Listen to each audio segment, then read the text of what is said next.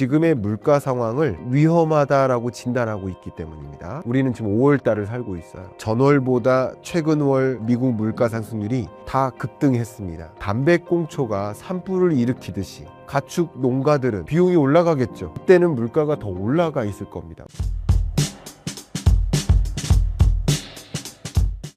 케빈 워시 체제하에서 금리 인상 어떻게 보시나요? 많은 분들의 관심이 중동 전쟁으로 인해 통화정책 기조의 변화가 있을까? 이 질문입니다. 일단 케빈 워시 체제하에 통화정책 기조가 어떻게 변화할까라는 부분을 먼저 말씀드리고, 지금의 물가 상황과 미국의 경기 상황을 총체적으로 고려했을 때 통화정책 기조는 실제 어떤 식으로 움직일 것인가에 대한 코멘트도 드리고, 그리고 그 외에 이 주식시장이나 자본시장에 영향을 미칠 중요한 변수를 좀 말씀을 드려볼까 합니다. 일단 케빈 워시는 청문회에서도 보였지만 기적의 논리를 선사했죠.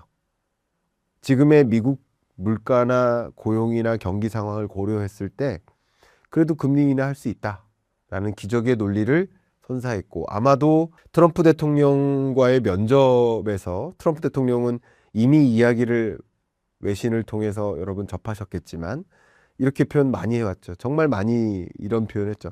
1% and even lower than that. 1% 혹은 1%도 안 되는 금리로 만들어라. 파월한테 계속 얘기해왔던 거예요. 근데 트럼프 대통령은 논리는 없었죠. 그렇게 금리 인하하라는 요구만 했었지 왜 인하해야 된다는 논리를 설계하지는 않았겠죠. 근데 케빈 워시가 면접 과정에서 분명 이 세 가지를 이야기했을 겁니다. 이 세 가지 기적의 논리를 발표했던 거죠. 내가 원하는 그 1% 이하로 금리를 인하할 만한 논리를 케빈 워시는 갖고 있는 인물이네. 이게 마음에 들었을 겁니다. 그리고 이것도 상당 부분 이번 청문회 과정에서 드러나게 된 거죠. 설명을 드려보면 첫 번째 그 논리는 AI입니다. AI를 도입하면 생산성이 어떻게 됩니까, PD님? 올라가겠죠. 가장 대표적으로 법률사무소에서 대표 변호사가 새끼 변호사 2명을 데리고 법률 서비스를 제공해요. 그럼 그 법률 서비스 입찰을 위해서 우리 예를 들어 1억이면 됩니다 하다가 AI를 도입하면 1억까지 안 들어도 돼요. 우리는 5천만 원 해도 됩니다. 그러면 이 법률 서비스 입찰 과정에서 가격 경쟁이 붙을 때 상대적으로 가격이 떨어진 저가에 입찰하는 입찰자들이 많아지면서 법률 서비스 가격의 레벨이 떨어지는 거죠. 가장 대표적인 논리를 말씀드린 거예요. 이런 식으로 AI를 도입하면 노동 투입은 줄지만 아웃풋은 늘어요. 이게 생산성의 개념이거든요. 그러니까 노동 투입이 줄어든다라는 얘기는 노동자의 총량이 줄어든다. 그 얘기는 결과적으로 인건비가 덜 든다라는 뜻이 되죠. 그게 결과적으로 비용을 감축시키고, 비용을 감축시키면 상대적으로 물가를 안정시킬 수 있는 논리가 된다. 그래서 AI를 도입하면 조금 어려운 것도 아닙니다. 사실은 수요와 공급 곡선 아시죠? 이렇게 X, 크로스로 된 거. 여기서 AI를 도입한다는 얘기는 이 공급 곡선을 우하향한다. 그러니까 위치를 변동시키는 거예요. 이렇게 이것을 오른쪽으로 이동시키면 결과적으로는 수요가 많아지고요. 그러니까 생산량이 많아지니까 많은 수요를 할 수 있고요. 그러면서 가격이 떨어집니다. 그러니까 이 두 개가 만나는데 오른쪽으로 이동해서 만나면 가격이 떨어집니다. 이건 그래프를 보여드리면서 말씀드리면 더 쉬운데 그렇게 이해해 주시면 좋겠습니다. 그래서 어쨌든 첫 번째 논리는 AI를 도입하는 시대고, AI 어답션이라고 표현하는데 AI 어답션 레벨이 이제 20-30% 와 있고 100%까지 가는 와중에서 생산성이 극도로 올라갈 수 있고, 그렇기 때문에 물가는 고려 대상이 아니다. 물가에 대한 의문을 갖지 않아도 된다 하는 그런 논리를 펼치죠. 그게 첫 번째 가장 유명한 논리입니다. 기적의 논리. 두 번째 기적의 논리는 지금 미국 물가 상황을 점검하기 위해서 연준 위원들이 가장 중요하게 고려하는 그 물가 지표는 PCE 물가고, PCE 물가 중에서도 근원 PCE 물가를 기준으로 삼죠. 그러면 미국에는 CPI 물가도 있고 또 PCE 물가도 있고 뭐 근원 PCE도 있고 헤드라인 PCE도 있고 근원 CPI도 있고 근원 CPI도 있는 거예요. 근데 그거 말고 다양하게 많습니다. 물가 지표는. 그러니까 이게 무슨 말이냐면 미국의 물가 상황은 뭔진 몰라도 뭐가 있는 거죠. 예를 들면 반 아이들이 있는데 30명 초등학생이 있는데 30명의 학업 성과는 있겠죠. 성과는 뭔지 몰라도 있지만 학업 성과를 평가하기 위해서 중간고사를 보고 중간고사의 평균 점수를 가지고 지난 학기보다 이번 학기에 평균 점수가 올라갔네. 이렇게 평가를 하는 거겠죠. 학업 성과가.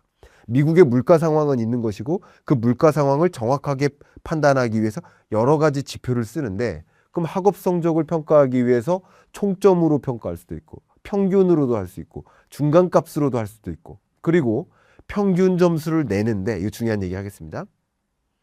자꾸 치팅하는 애가 있어요. 그러면 치팅하는 애는 예를 들어본 거 치팅하는 아이는 지난 시험 때는 치팅을 많이 해서 성적이 높고 이번 학기 때는 치팅을 절대 못했어요. 그 성적이 갑자기 떨어졌어요. 그러면 평균 성적을 낼 때 이런 아이들을 빼는 게 좋아요? 넣는 게 좋아요? 빼는 게 기초적으로 이 반의 성적이 어떻게 되는지를 알 수 있죠. 그게 근원 물가의 개념입니다. 개념이. 이게 무슨 말이냐면 재밌게도 에너지 물가는 등락이 반복되죠. 실시간으로 바뀌죠. 그리고 식료품 물가, 채소 물가, 과일 물가 이런 것들은 소위 어제 오늘 매일 바뀌죠. 올랐다가 떨어졌다 왔다 갔다 하죠. 또 계절적 영향도 있고 전쟁이라는 쇼크도 작용하고 여러 가지 작용들을 많이 하죠. 그러니까 기조적으로 물가가 오르는지 떨어지는지를 확인하기는 한계가 있는 지표들이에요. 그래서 우리 한국에서도 국가데이터처, 과거의 통계청 이름을 바꿨습니다. 국가데이터처에서 소비자 물가 동향 조사를 하는데 여러분의 소비하는 소비 품목 460여 가지를 계산해요. 그중에 한 덩어리는 에너지, 한 덩어리는 식료품이에요. 근데 급등락이 자주 있는, 계절성이 있는 이런 품목을 제외한 나머지 품목을 뭐라고 해요? 그걸 근원 물가라고 해요. 그래서 근원 물가로 물가의 상승 흐름을 기초적으로 판단해 보자. 이런 접근이었던 거예요. 근데 이거보다 더 유리한 지표가 있다. 잠깐, 종무관 김종수 대표가 3년 만에 돌아왔습니다. 12번 깡통 끝에 1년 만에 13억 번 비결, 절대 잃지 않는 주식 단기 매매 특강을 무료로 엽니다. 고정 댓글을 확인하세요. 유리한 지표는 아웃라이어를 빼고 계산하는 방식입니다. 예를 들어서 우리 반 아이들이 있는데 아인슈타인이 있어요. 영구도 있고 맹구도 있어요. 근데 극단적으로 성적이 너무 좋고 극단적으로 성적이 너무 낮아요. 이런 소위 이들의 성적을 뭐라고 해요? 아웃라이어라고 해요. 아웃라이어가 배제되어서 평균 성적을 계산하는 게 학급의 성적, 학업 성적을 평가하는 데 더 좋은 잣대가 될 수도 있겠죠. 그게 절사평균의 개념입니다. 그래서 그 근원 물가도 비슷한 개념이지만 그냥 에너지 물가와 식료품 물가를 배제하자. 이게 근원 물가의 개념이고 절사평균의 개념은 극단적으로 성적이 너무 좋은 아이들, 극단적으로 성적이 너무 낮은 아이들은 빼고 평균 성적을 계산하는 게 더 좋아. 이게 절사평균의 개념이에요. 근데 이 절사평균, 케빈 월시는 절사평균으로 PCE 물가를 계산하자. 그걸 계산해 봤더니 역사적으로 보면 절사평균 물가 상승률이 더 낮게 형성되어 있어요. 그렇기 때문에 기조적으로 급등락은 약해요. 급등락은 약하니까 기조적인 물가 상황을 보여주기에는 최적의 지표이지만 미국의 물가 상황을 판단하는 여러 지표 중에 극단적으로 낮은 자리에서 맴돈다고요. 이걸 이제 외도라고 하는데 통계학 용어로 외도라고 하는데 낮은 위치에서만 맴돌아요. 그러니까 제가 드리고자 하는 이야기는 뭐냐면 미국의 물가 상황은 있지만 절사평균 PCE 물가를 가지고 평가를 한다면 충분히 우려되지 않은 물가 상황이라고 판단할 수 있다. 이건 맞죠. 공감이 되죠. 이게 기적의 논리입니다. 세 번째는 너무 어려워하진 마시고요. 대차대조표를 축소하자. 이게 무슨 말이냐면 대차대조표를 확대한다, 늘린다 라는 것은 쉽게 말하면 유동성을 많이 푼다라는 거예요. 대차대조표를 축소한다는 얘기는 유동성을 수축시킨다. 뭐 테이퍼링 같은 개념이에요. 그러면 대차대조표를 축소해야 된다. 축소하는 것은 그 자체가 예를 들면 기준금리를 0.5%포인트 인상하는 효과랑 비슷해요. 그러니까 대차대조표를 축소하는 거나 기준금리를 인상하는 거나 결과적으로 비슷한 효과가 나타나요. 이게 무슨 말이냐? 집에 지금 추워요. 보일러도 있고 온풍기도 있어요. 그러면 보일러로 따뜻하게 만드는 방법도 있지만 온풍기로 따뜻하게 만들 수도 있어요. 어쨌든 온도는 똑같이 만들 수 있겠죠. 마치 그런 거예요. 그러니까 대차대조표를 축소하는 것이 금리를 인상하는 효과니까 대차대조표를 점진적으로 축소해 나가겠다. 그러나 금리는 인하해 나가겠다. 결과적으로 같은 효과다. 대차대조표를 이만큼 축소하면 금리를 0.5%포인트 인상하는 효과니까 0.5%포인트 금리를 인하하면서 얘를 축소하면 되는 거 아니냐. 그런 개념입니다. 이거는 통화정책의 스탠스를 만드는 데 유리하고요. 기적의 논리 맞아요. 그리고 고개가 끄덕여집니다. 다만 여기까지가 케빈 월시의 기적의 금리 인하 논리인 거고요. 이 논리가 고개가 끄덕여지긴 하지만 중요한 건 지금 첫 번째는 미국의 연준이 가장 극단적으로 분열되어 있는 상태입니다. 이미 지난 FOMC 4월 30일자 FOMC 회의 결과를 여러분 지켜보셨겠지만 FOMC 위원들이 금리 인하 스탠스를 유지하는 것에 동의하지 않는다라는 의사를 공개적으로 표명한 인물들이 이미 있고요. 더군다나 파월 연준 의장은 나의 의장직 임기는 5월 15일까지지만 나의 연준 이사직 임기는 28년 1월까지야.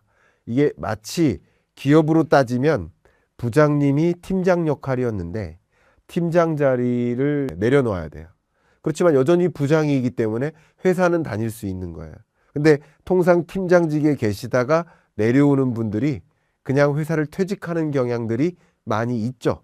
마치 그런 것처럼 의장직을 수행하다가 이사로서의 임기가 남아있어도 의장직 임기가 끝나면 FOMC 위원으로서 아예 그 페드에서 사임을 표명하고 나오는 그게 역사적인 그런 흐름입니다. 근데 파월 의장은 제 부연 설명은 좀 아끼겠습니다만 여러 가지 이유로 어쨌든 의장직을 마무리하는 과정에서 이사직은 유지하겠다. 그럼 파월 연준 의장은 케빈 월시와는 매우 다른 대치된 의견을 가지고 있고요. 적어도 공식적으로 표명될 만한 인물들 3, 4명 정도는 확실히 케빈 월시의 주장에 동의하지 않을 겁니다.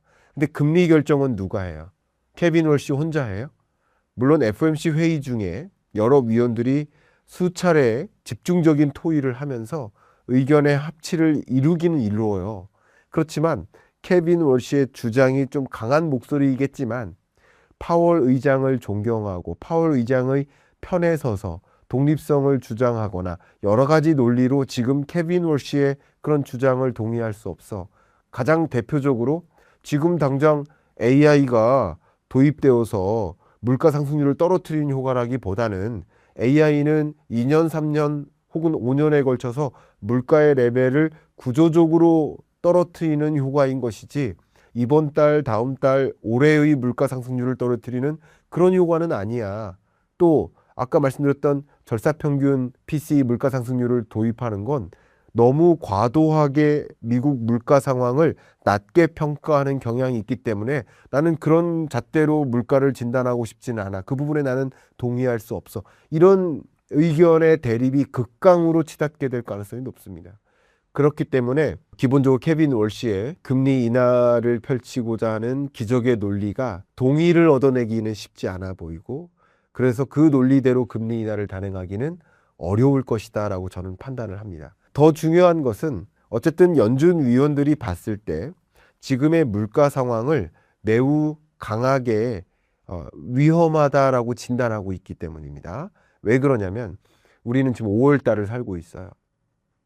우리가 지금 미국 물가를 확인한 지표가 있는데 이미 전월보다 최근 월 미국 물가 상승률이 CPI든 PCE든 다 급등했습니다. 근데 더 중요한 것은 우린 지금 5월을 살고 있지만 우리가 알고 있는 미국 물가 지표는 3월 물가 지표입니다. 원래 물가 지표는 그 다음 달 중순의 CPI가 그 달 거의 마지막 주 마지막 일정의 PCE 물가가 발표됩니다. 그러니까 3월 물가는 4월 중순의 CPI가 4월 말일 즈음에 PCE가 발표돼요. 그러니까 우리 지금 5월 중순을 향해 가고 있는데 이 5월 중순을 향해 가고 있는 지금 이 시점에는 4월에 발표된 미국 3월 물가가 치솟은 걸 확인하는 거예요. 근데 미국 물가가 어떻게 상승하느냐? 그 부분 설명드리면 마치 담배꽁초가 산불을 일으키듯이 담배꽁초가 불타요. 에너지 가격이 급등하죠. 근데 아직 전반에 걸쳐서 물가가 상승하지 않았어요. 예를 들어서 에너지 가격이 상승한다. LNG 가격 상승하고 원유 가격 상승한다. 그러면 그로부터 생산해내는 나프타 가격이 상승하고 그로부터 생산하는 요소 가격이 생산하고 비료 가격이 상승하고 비료 가격이 상승하면 곡물 가격이 상승하고 우리나라가 세계 7대 곡물 수입국이에요. 곡물을 왜 수입해요? 대두, 옥수수, 소맥 왜 수입해요? 사료용이에요. 그럼 당연히 가축 농가들은 비용이 올라가겠죠. 사료값이 올라가니까. 그럼 올라가면 뭐가 올라갈까요? 소고기, 돼지고기, 닭고기 가격이 올라가겠죠. 그러면 나중에서야 식당의 메뉴판 가격이 바뀌는 거예요. 근데 재밌게도 지금 소고기 가격까지는 가격이 급등락할 수 있는 품목이지만 메뉴판 가격은 급등락하지 않아요. 올라가기만 하지 떨어지지는 않아요. 그러니까 전반적으로 물가는 떨어지지 않는 특성이 있다. 하방 경직성이 있다. 그런 뜻이에요. 우리 PD님도 설사 이직을 한다 하더라도 더 높은 연봉으로 이직하지 낮은 연봉을 찾아 이직하지는 않잖아요. 연봉의 하방 경직성이에요. 물가가 그런 성향이 있어요. 메뉴판 가격을 올려잡긴 해도 낮춰잡진 않아요. 김밥 가격이 떨어진 거 보셨어요? 근데 거기 안에 들어가는 오이 가격이나 당근 가격은 올랐다가 떨어졌다 왔다 갔다 하죠. 그러니까 그런 품목을 제외한 나머지 품목으로 김밥 가격이 결정되어지는 거예요. 그죠? 그러니까 기조적으로 물가를 확인할 때는 이런 것을 채소들은 빼고 판단하는 게 나을 수도 있겠죠. 그런 겁니다. 그래서 근원 물가를 가지고 확인하는 겁니다. 그래서 여러 가지 설명을 드렸지만 이제 물가가 산불에 불이 붙듯이 번지기 시작한 과정인 거예요. 이제 담배꽁초가 불탔고 옆에 있는 지푸라기가 불탔고 하나의 나무로 붙을 지경이고 이게 5월에는 5월 중순에 5월 말일에 미국 4월 물가를 보는 거고요. 그럼 6월이 되어야 7월이 되어야 5월, 6월 물가를 데이터를 볼 텐데 그때는 물가가 더 올라가 있을 겁니다. 왜? 중동 전쟁 안 끝났잖아요. 더 많은 석유 시설이 파괴됐잖아요. 호르무즈 해협 봉쇄 조치가 더 장기화됐잖아요. 그동안은 나름 미국도 한국도 비축유를 써서 버티고 버틴 거지만 비축유도 이제 점차 고갈되어 가니까 그러면 그것이 더 많이 반영되어 나타나는 겁니다. 순차적으로. 그런 관점에서 연준 위원들이 이 중동 전쟁의 경과와 그리고 이 물가 상황의 경과를 지켜보고 있는 이 정도는 다 알고 있을 거 아니에요. 연준 위원들이. 그것만 고민하는 분들인데. 그렇기 때문에 금리 인하가 쉽지 않을 것이다. 이렇게 의견을 드리고요. 케빈 워시대로 작동되지 않을 것이다.